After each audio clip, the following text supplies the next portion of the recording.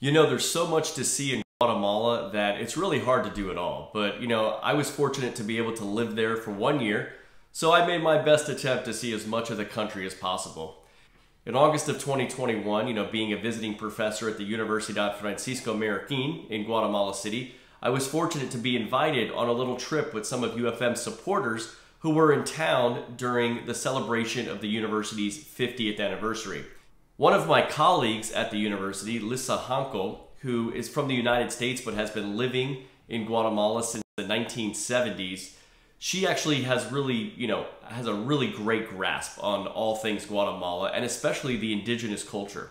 She took some of us around the country and we got to go to this village of Chichicastenango. Chichicastenango is a mouthful to say. And so I'm going to butcher the way I say it so many times throughout this video.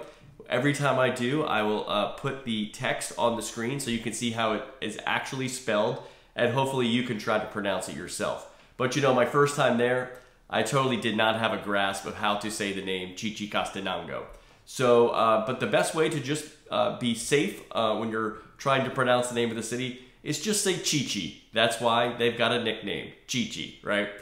This is a really cool village. It has about 70,000 people in its population. 98.5% of the people that live there are from the Quiche Maya culture.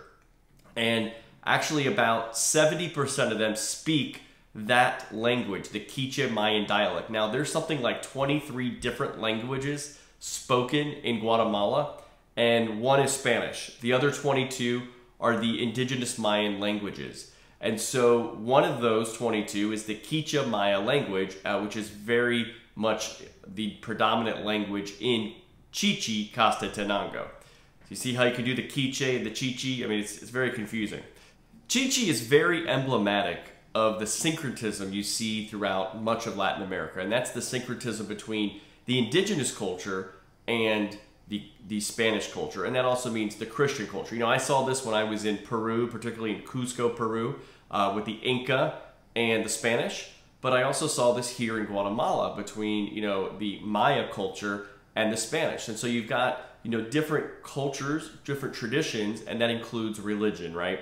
So while the Maya civilization, you know, disappeared long before the Spanish arrived in 1492 to the New World, and particularly into Central America throughout much of the 1500s, you know, a lot of the traditions and customs and even religious beliefs were still being practiced by the local indigenous people that were definitely split into lots of different, you know, tribes and cultures by that time.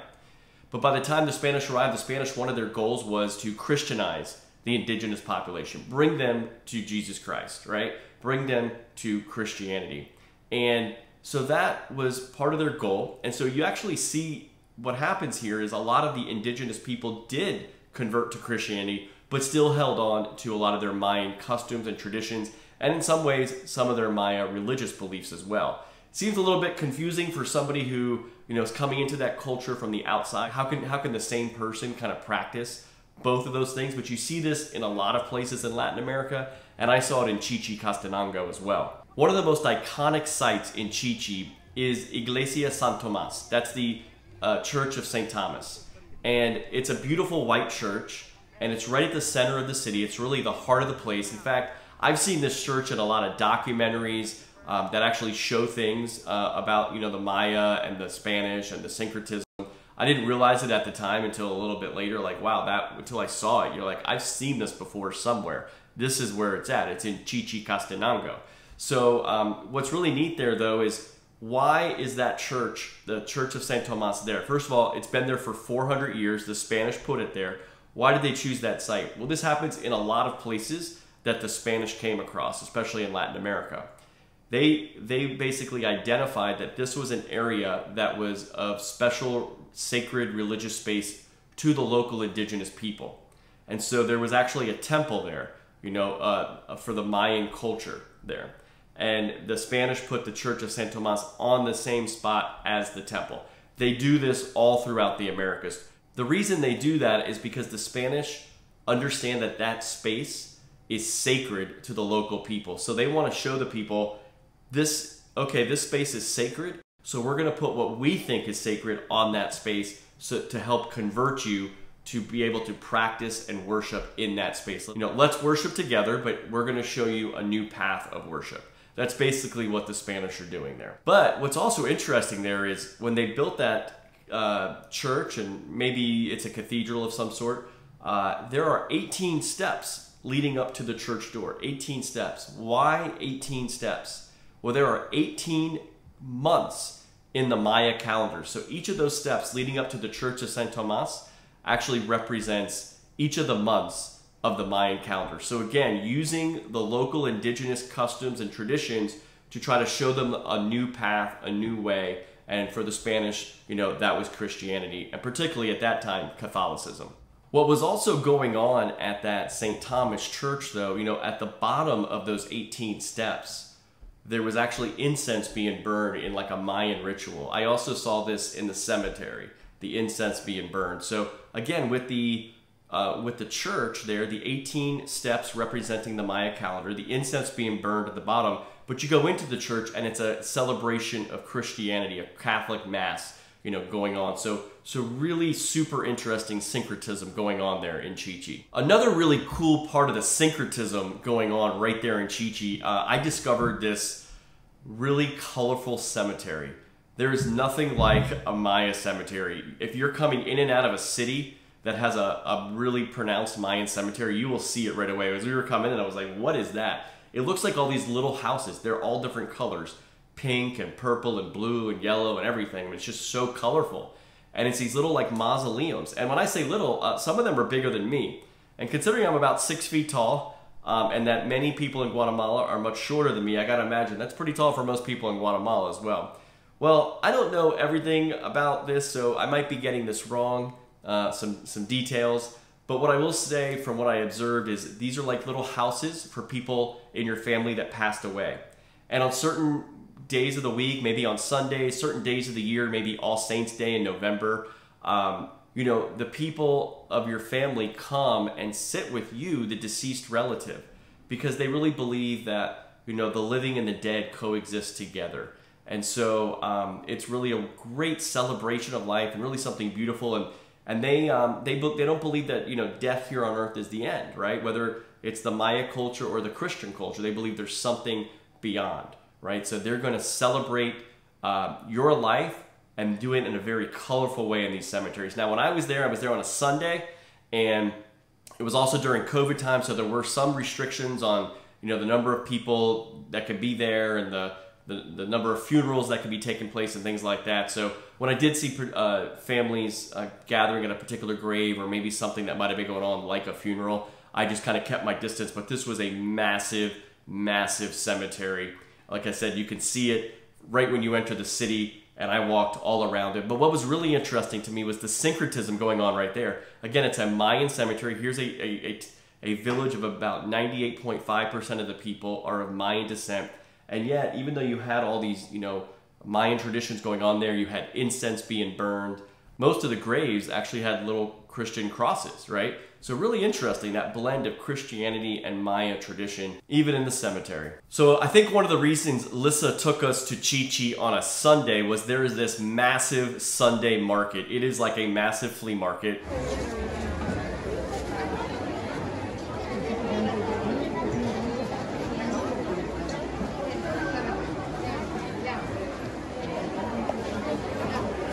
There's indoor areas where there's produce being sold. There's just so many people. Where are we? The market at Chichicastenango. It's awesome. I can smell the fresh produce everywhere. It is packed. I'm glad they have all the COVID restrictions around the country. And we were there, you know, during the pandemic times when there were some more restrictions, but there was still, it was packed. There were so many people there. And then you go outside and you go through all the stores, and there's jewelry being sold and handmade products, handmade, you know, textiles and shawls. And, you know, some of the women in our group especially had a great time, you know, shopping there. I am not a shopper. We shopped all morning, and then I said, okay guys, I am peacing out, and I'm gonna go visit this cemetery and maybe go chill at the hotel. I found a cigar with one of my new travel buddies there in the group. One of the things I'm gonna warn you about though, and trying to be nice about this when I say this because I know people need to make a living, but when you're in these markets, they will hound you. They are persistent. These people need to be in fundraising because they do not accept no for an answer. So you've got these little indigenous women who will just follow you around and ask you if you want to buy something, And one of the big tips I'm going to give you is do not give them your name. As soon as you give them your name, they will say your name over and over and over again. Francisco, Francisco, Francisco, right? So we were told ahead of time, don't give them your name, don't say your name out loud, all these sorts of things. So I was very aware of that and did not give them my name, even when they asked for it. I wouldn't give them my name. I would just, ask them a question back or something like that to distract them. Well, when we were there with our group, a few of the members of our group weren't quite there yet, and one of the members is the then president of UFM, Gabriel Calzado. And anyway, Gabriel had been coming by a different mode of transportation and got there with a couple other people a little bit after us. He sees me, and from like 10 feet away, he says, "Hey, Francisco." And I said, "Hey, how you doing?" And I totally didn't think about it at the moment, but within minutes, I get these women in the market following me around saying, "Francisco, Francisco." And I said, "How did they get my name?" And then I thought back and realized, oh my gosh, when Gabriel shouted it out, like everybody within hearing distance heard it.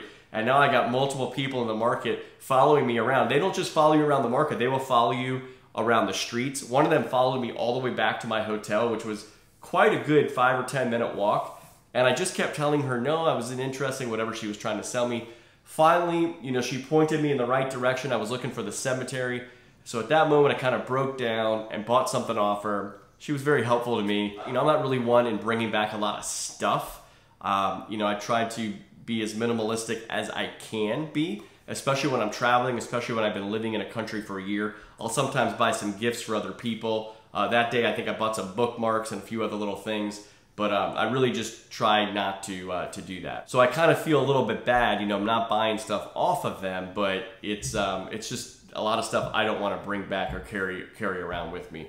But I do understand, during these times, especially in 2021, they were not getting as many visitors. So to see somebody like me who was foreign, who they probably, saw some dollar signs maybe coming their way, they were probably willing to, follow me around a little bit further. So when we were in ChiChi, we stayed at the Mayan Inn, which was a super cool place. It was founded by a man, I believe, named Alfred Clark in 1932. I think he was an American, and he really was super into the Mayan culture and built this place that it's kind of a museum. It's like a hotel museum. In some ways, you can compare today's more modern Casa Santo Domingo in Antigua in the same way. It's like a hotel museum.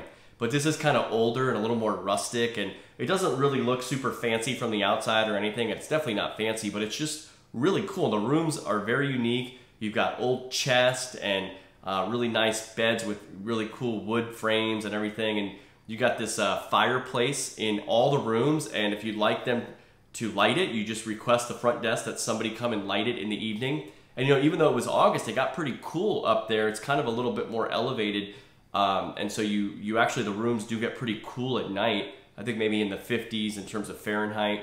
And so you ask them to light it, and it's nice. It really warms the room up nicely, and really, you hear that crackle of the fire right before you're going to bed. It's really a special place, the Mayan Inn.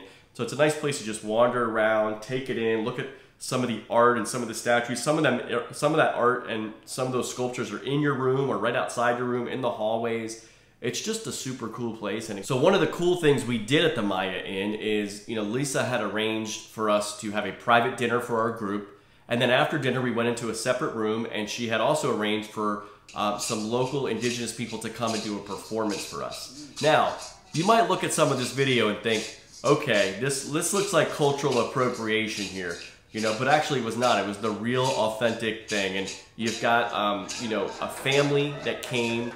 You've got some little kids. They were dressed in costume. They did all sorts of dances. Before and after the dances, they told us the meanings and significance behind what they were doing. And then we got to converse with them and chat with them. And the kids were super cute and everything. And we got to take some nice pictures with them. And again, not cultural appropriation, the real authentic experience. And they really gave it to us, and they're really proud of their heritage there. And it was really an honor to be able to sit there and observe it. And we did a little show and tell with some of the things people bought earlier in the day. It was really nice to end our evening there to learn more about the local indigenous Quichua Maya culture. And again, ChiChi is a very safe, small village, a place that if you've got some extra time on your hands, definitely visit. You really just need a day trip there. You could even get away with a half a day from Lake Atilan if you're staying down there. There's some tour buses and things that go there, and you can look into it. It's a little bit off the beaten path, but not by much. Not super far out of the way, but a little bit out of the way. So if you really want to see a people that celebrate, revere, and keep the Mayan culture as pronounced as they do in Chichicastenango, you really got to visit this village.